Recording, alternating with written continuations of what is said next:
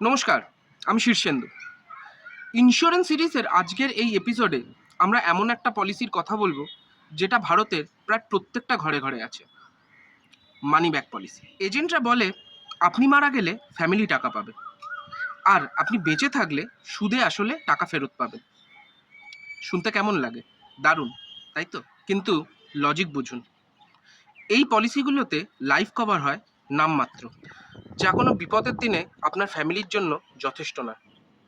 আর return মাত্র 5 থেকে 6%।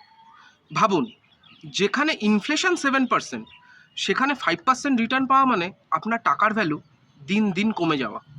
অর্থাৎ না হলো ভালো প্রোটেকশন, না হলো ভালো ইনভেস্টমেন্ট। তাহলে উপায় কি? ইন্স্যুরেন্স আর ইনভেস্টমেন্টকে আলাদা রাখুন। কম প্রিমিয়ামে বেশি লাইফ কভারের জন্য কোন পলিসি বেস্ট, সেটা জানবো আমরা নেক্সট এপিসোডে। ঠকে যাওয়ার আগে আপনার সঠিক ফিনান্সিয়াল প্ল্যানিং শুরু করতে আজই আমার সাথে যোগাযোগ করুন এবং আমাকে অবশ্যই ফলো অ্যান্ড সাবস্ক্রাইব করুন। নমস্কার।